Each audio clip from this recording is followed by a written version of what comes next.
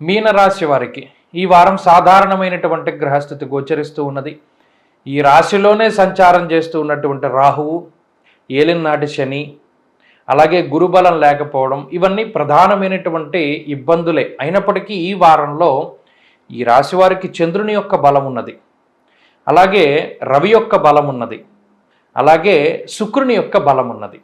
ఈ 3 గ్రహాలు కూడా ఈ రాశి వారికి అనుకూలిస్తూ ఉండడం వల్ల గత వారాలతో పోల్చుకుంటే కొద్దిపాటి మానసిక ప్రశాంతత, కొద్దిపాటి అనుకూలత, ఆలోచించుకోవడానికి తగినటువంటి సమయం దొరికేటువంటి పరిస్థితులు మీనరాశి వారికి ఉన్నాయి.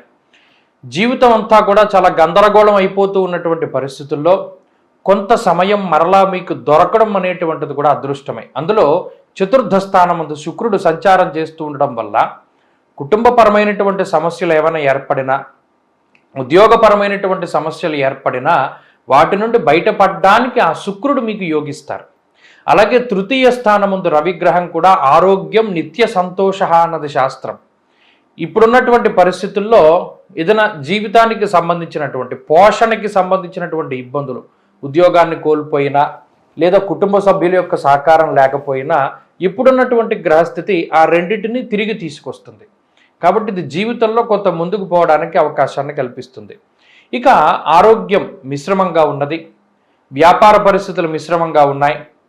విద్యార్థులకి ఈ గ్రహస్థితి ప్రత్యేకించి కొంత వ్యతిరేకంగా పనిచేస్తూ ఉన్నది. ముఖ్యంగా ఏకాగ్రత లోపము, అలాగే అతి విశ్వాసము వల్ల దెబ్బతినడానికి అవకాశం ఉంటుంది. స్త్రీలకు ప్రత్యేకించి ఈ గ్రహస్థితి మానసికమైనటువంటి ఇబ్బందులకి కారణమవుతుంది. ఆరోగ్యం పట్ల శ్రద్ధ అవసరం.